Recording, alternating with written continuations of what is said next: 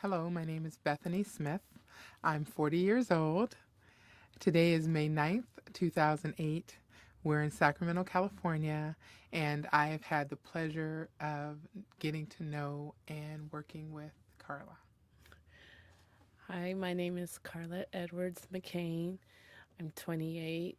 Today is May 9th, 2008. And I'm happy to be alive.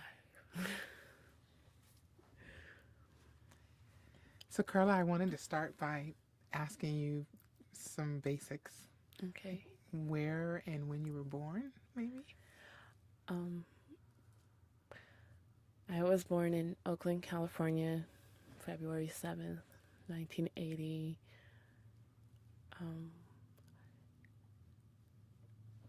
I lived there until I was about 10, and then I moved up here to Sacramento, where pretty much this is where I grew up. And it is a big difference, even being that young in age, it is a big difference between Oakland and Sacramento, and I am happy to say I grew up here. And what was your family like growing up?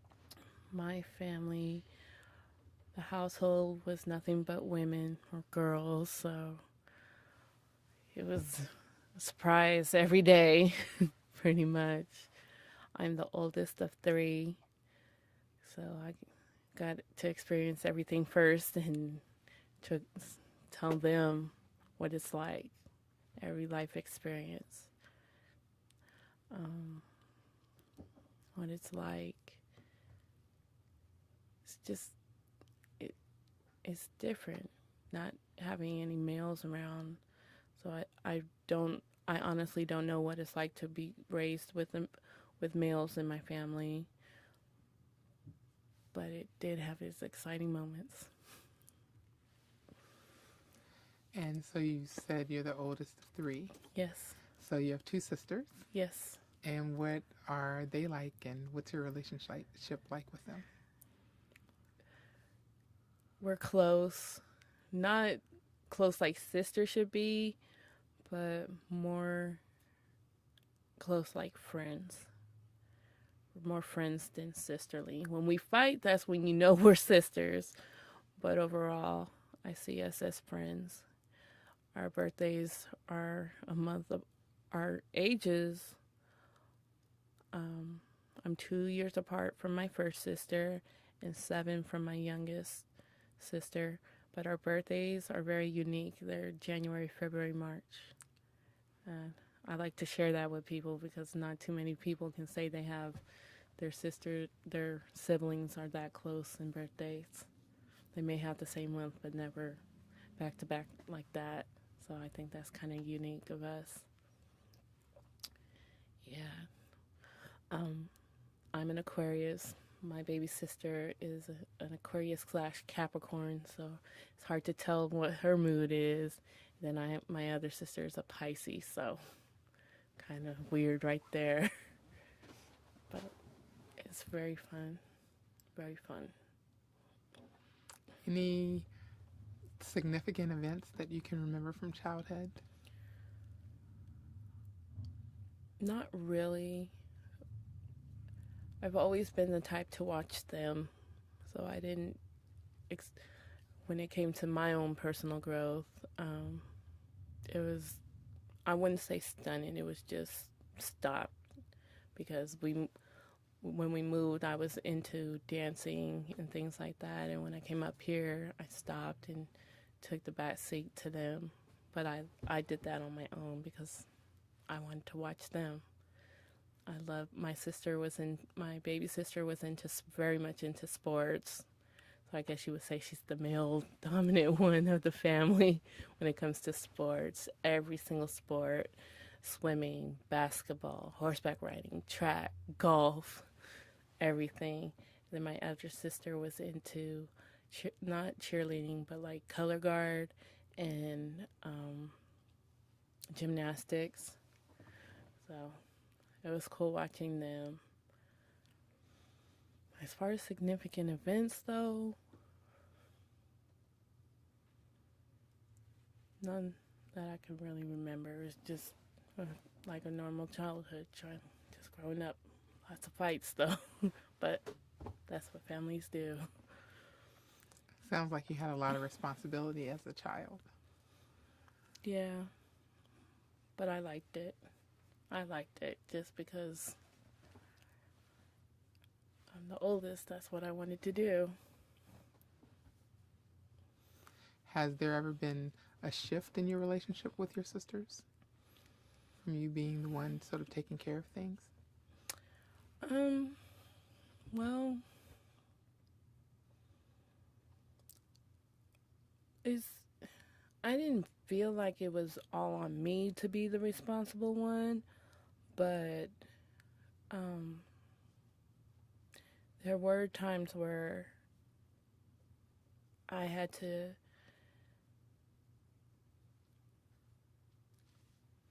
like let them know I'm the oldest. Like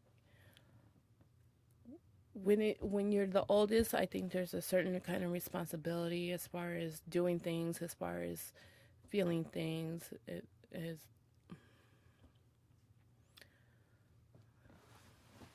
how do I describe it? It's like um, it's a lot of taking in things, a lot of holding of feelings because you don't want to affect the younger ones. You don't want to present yourself in a negative light to the younger ones. When you're the oldest, I feel like you have to grow up a little bit quicker. You have to accept things a lot faster. Accept it. It's a lot of acceptance. There's no opinions of things. There's no really. When I was growing up, I felt like I had to check a lot of feelings. Like I expressing myself, I do a lot of that now that I'm older. I didn't feel like I could do it when I was a kid because like I said, I have the younger ones to consider. Consider how they would feel if if when you're the oldest you have to teach and I'm sorry, I don't think it's coming out right. No, it is. I get it. I just say there's a lot of unfinished things that went on with my childhood, but that's okay. So you had to sort of deny your feelings, or maybe not have as strong a voice Yeah, as you needed to have. yeah, a lot of just let it go and put it on the back burner. A lot of that. Do you still do that? Yes, yes, I do. But I'm also learning that I don't have to. And that's the thing, is that I don't have to.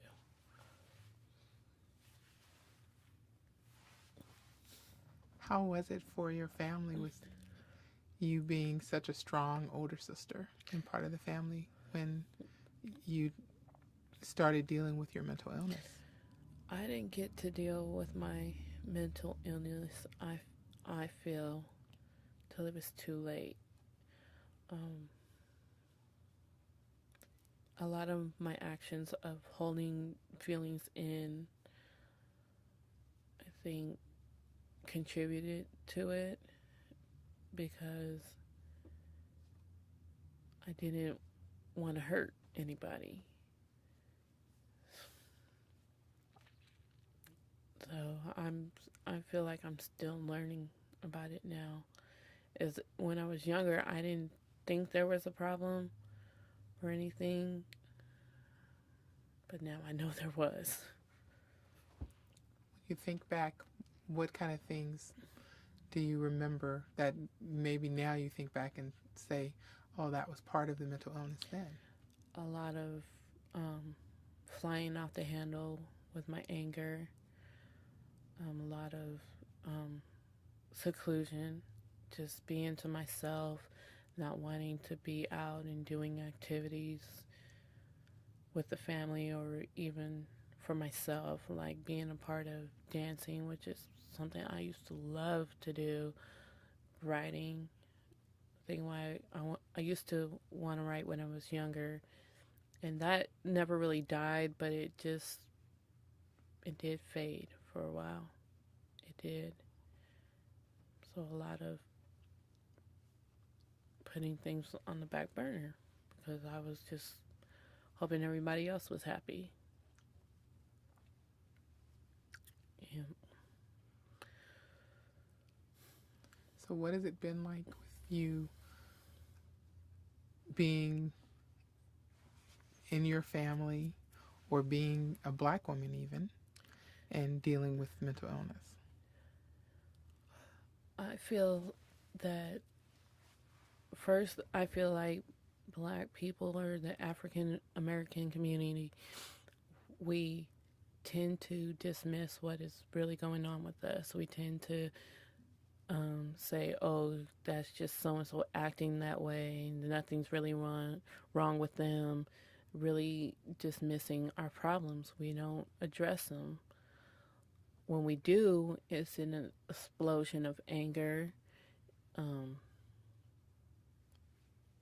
We never. I feel like as an African American that it that we don't validate our problems, and even if it is a mental health problem, or especially when it's a mental health problem, we don't want to believe that that's a real thing, that it's real, and that we tend to push it off as something else. We don't deal with it. And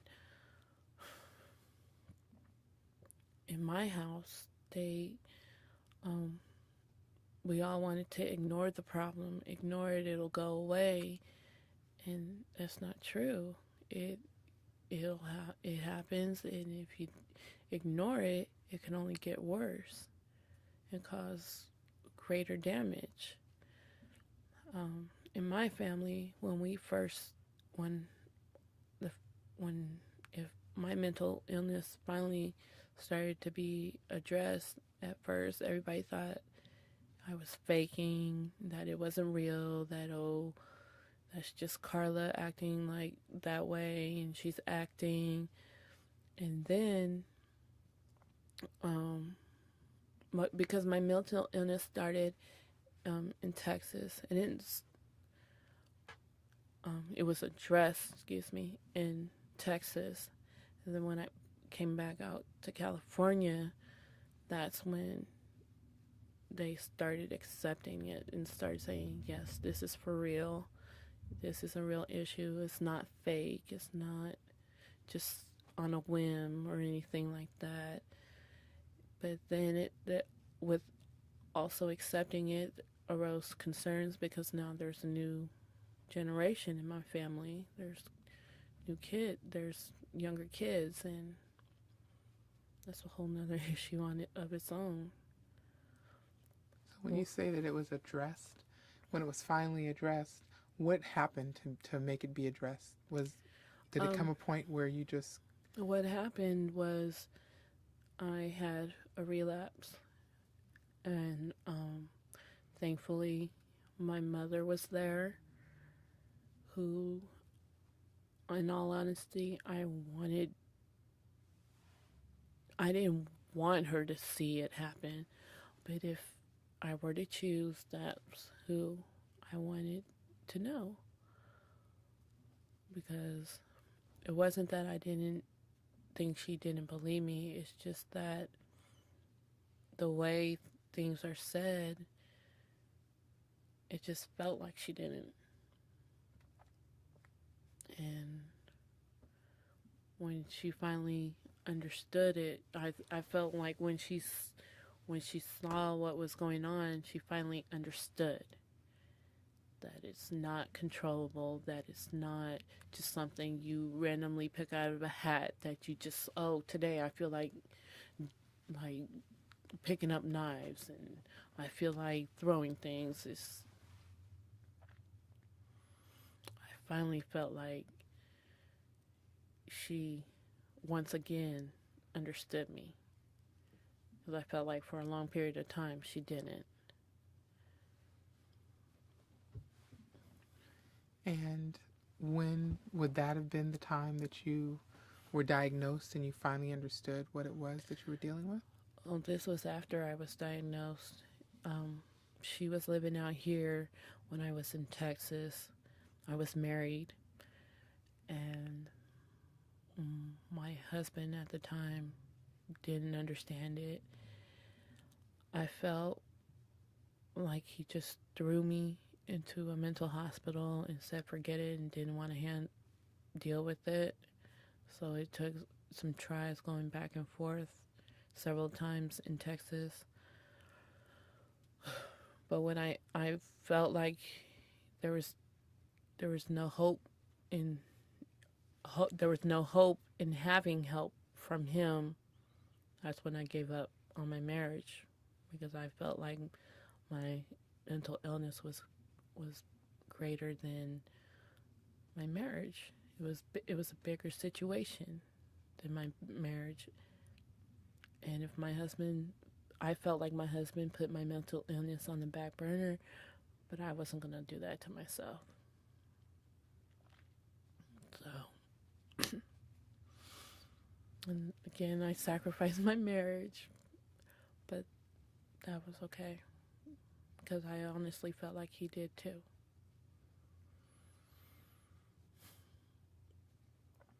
You sacrificed your marriage so that you could be healthy? Yeah. Because at first it was like, if I had put my mental illness on the back burner and just kept on going in my marriage, I knew it would have only gotten worse. And the first 2 times I was in the hospital in Texas, I tried to get it under control. I didn't understand it. I just knew I had a diagnosis, and I felt like it was any other illness. Here, you're sick, you can get better from it. I felt like, okay, take these pills and it'll go away. But through time, I knew it wasn't. And marriage is supposed to be about helping each other, loving each other. And I felt like if he couldn't love me with this illness, then I couldn't love him. So I had to sacrifice my marriage for my mental health. And as bad as it may sound, I'm glad I did.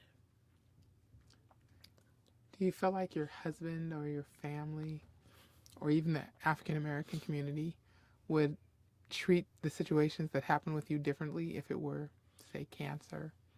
Yes. Yes. Cancer, just like with mental illness, can be with anybody. It doesn't identify with race or anything. But I tend to believe that African Americans do associate mental illness with race, and they tend to think, oh, it can't happen to me, it can't happen, that's not real. And it's not true. It's not true. Mental illness can happen to anybody, and if we just accept that, then we can move on and fight the good fight. You and I were talking the other day about the issue of stigma and how that affects people who deal with mental illness. Can you say something about that? That is so hard. That is... I have this saying at work that I like my clients to say. I am Karla. I am a person, not the illness.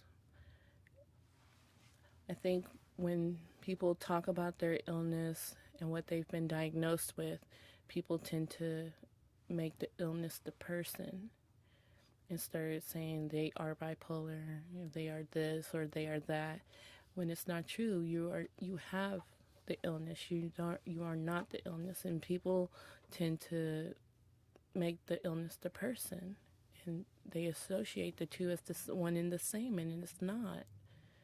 And I think that's the hardest thing for people with mental illness to get through, be it with their family, with their friends. If they talk about it, they tend to try to define the person by the definition of whatever that illness is, and that's not fair and that's not right.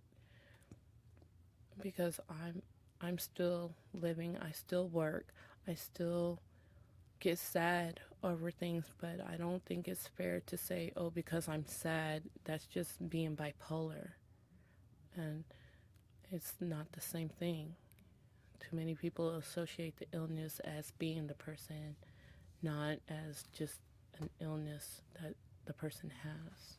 You know, they tend to believe that the person is bipolar when instead they are diagnosed with it, not they are. And that's hard, because while I don't mind talking about my illness, I'm upfront with it. I don't like to be defined by it, and that's what the stigma is. People define the person by what they've been diagnosed with, and that's not right. I liked what you said to me a few days ago too, and I'm sure you remember. You said that when people say, Karla's bipolar, I'm no longer a person. That's very true. If you define me, if I tell you I have bipolar, people will try to switch the words around and be like, oh, so you are bipolar. No, that I am not bipolar. That is not who I am. I am a person. Don't say bipolar. What is bipolar? Because nobody really knows there's no physical form of bipolar. It's an illness in your mind, in your brain, that it is not cured, but it's I guess handled is the only word I can. Manageable. Managed. It's it's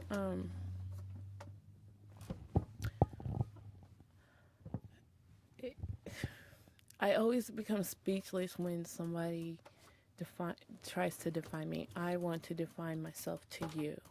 If I'm presenting myself to you, I think the problem is people accepting it. When they are able to label a person, that's what they stick to.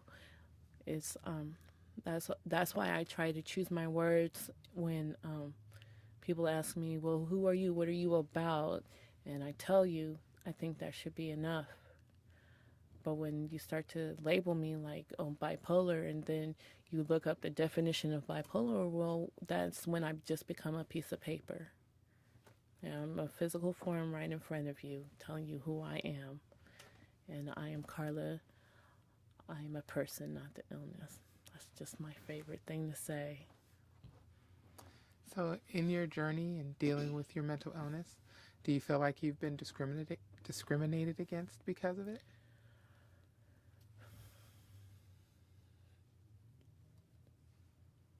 Yes, and I still feel the only person that I let do that was my husband, was my ex-husband. I let him believe that bipolar is what I am. I let him believe that the definition of being bipolar is what made me, is what I let the definition of bipolar describe me, and I let him accept that.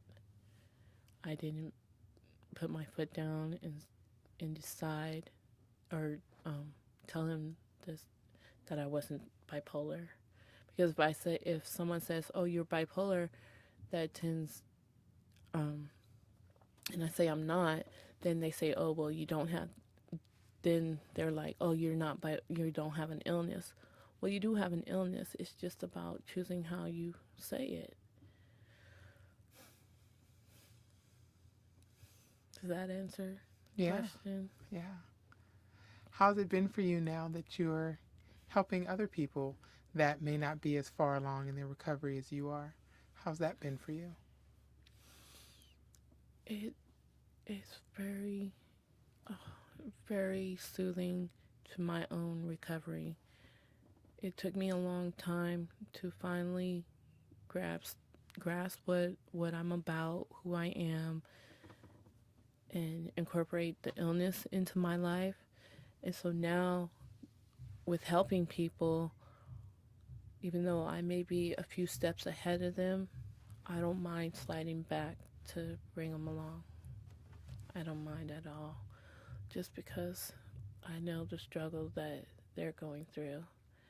And now that I know new ways of taking control of it, I really like to help them and show them that there's a different way we can go.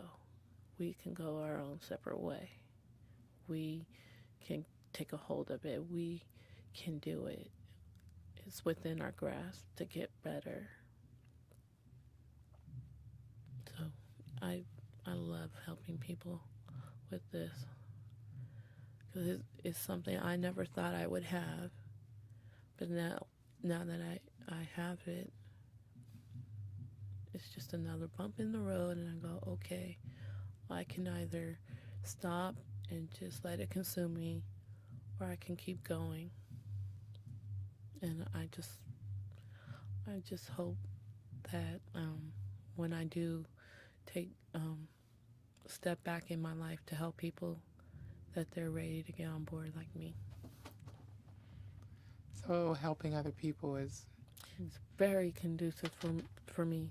It's very, because I can take step backs within my own mind and say I need to slow down. I can like self-medicate, I guess. Just the word where not medicate, but for instance, before I started working as a counselor, I, where I work, I used to also attend their groups, and it helps me being a counselor because I can sit in groups and also go over the information in my mind and still apply it to myself. So it's kind of, it's 50-50. While I'm trying to teach you this way, I still sit there and receive. I can give and receive at the same time, which is great, because I have the experience of being a client, but also being a worker, and that is what I like. You talked earlier about your love of writing. Mm-hmm. I wanted to know if you journal, and if so, how that helps. I do. I started back about 2 years ago. Started back to writing because I find that I'm able to get out my feelings without hurting anybody verbally, because I tend to do that. Whereas if I write down my thoughts or my feelings, if it's negative, I can crumble it up and throw it away, but it also lets me know that I didn't hold on to any anger and no one got hurt in the process. What I felt, it got out, but it didn't hurt anybody. And that's what I like about, what I love about journaling. Because now I have a way of getting my feelings out. Whereas before, I bottled them up until it became uncontrollable and people got hurt in the process. So, yeah. Journaling is great. It really is, for anybody. I recommend that for anybody. When you think about the hopes or expectations you had for yourself when you were a kid, do you think that those things have happened, or is it what you expected, or is it different than you expected? Um, it's different. I mean, everyone has their dream of wanting to make it big and do this or do that. Mine, I had a dream like that, and it's still not out of reach. Um, I expected my life to be just smooth sailing, not expecting any bumps in the road. But as time went on, I realized that it's gonna be like that. There's gonna be bumps. There's gonna be waves. But I'm happy with it now. I'm happy with it. I'm able to be more of myself. I'm able to live. That's what I'm happy about. You and I know each other through Turning Point, and I was wondering how you came to be a part of Turning Point. When I came out here, I had a relapse, and in the midst of it all, I was in SMIC, or the Sacramento County Mental Hospital, and all I remember, I wanted to go home, and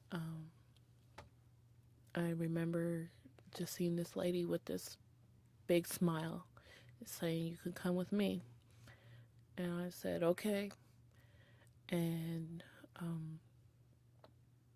that's when I entered Turning Point, which is crisis residential, and that's how I entered it.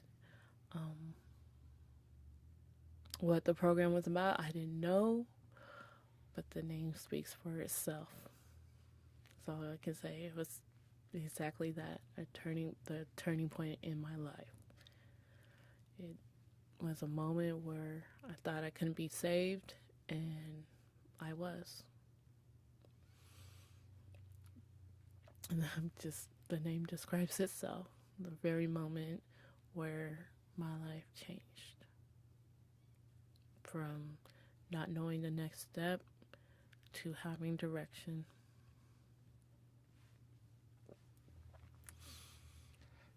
What would you say to those people who might think that people who deal with mental illness are not going to be valuable contributors to society? We are. Just gotta give us a chance. That's it. We are valuable. Just gotta give us a chance.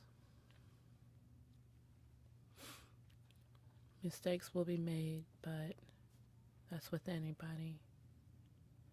Don't treat us any different.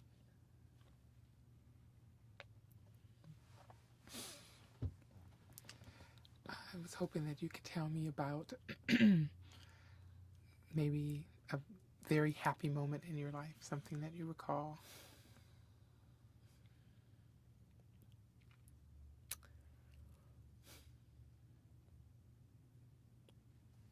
When my mom finally said, "Karla, I'm proud of you. You put up the good fight."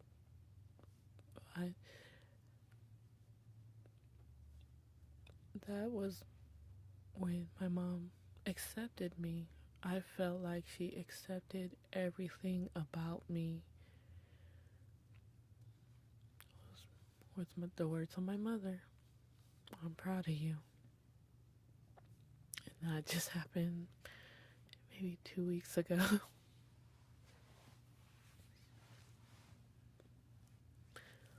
Yeah, that was my happiest.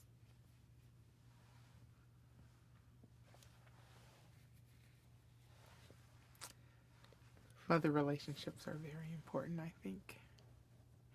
And I know that you and I have talked about that you want to be a mother one day. Yeah, yes I do. Yes I do. What do you think that would be like, being a mother? amazing. I hope I'd be a good mother. I pray I'll be a good mother. And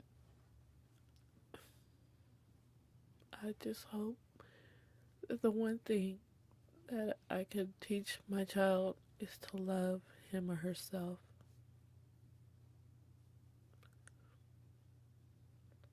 That's what I want my child to know.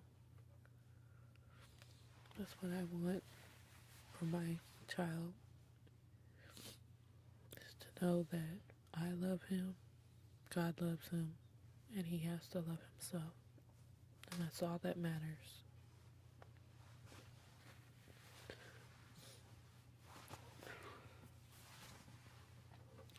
And I really look forward to that day too. I really do. What makes you look forward to it the most? Well, because I have nieces and nephews, and I see the love that I see the love that my mom had for us, the love that my sisters have for their children, and I want to be able to express that kind of love too. I get jealous from time to time, but my day will come.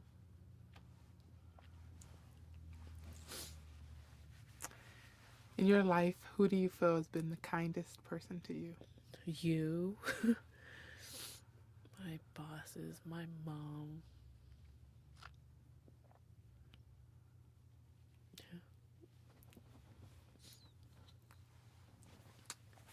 If there were, I don't know, a word or a sentence that could sum up your philosophy in life or your motto, what would it be? Same as always, I'm a person, I'm not the illness.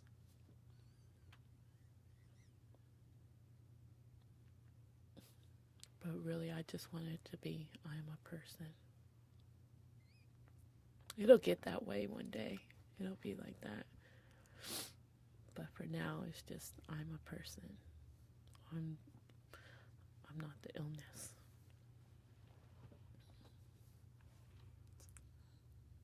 How would you most like to be remembered? As someone who cared, that wasn't ashamed, that didn't try to hide. That's how I want to be remembered.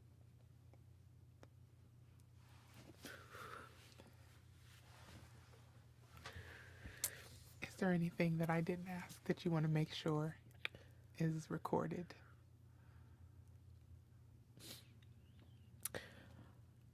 Just don't be afraid to express yourself. It's okay to express yourself. And if no one else cares, know that I do. That's it. I want to thank you, Karla, for sharing your story. And truly, in our interactions, you have been just as enriching to my life as you've told me I've been yours. You have. It's been great, and I thank you for that. It's been a privilege and an honor to get to know you.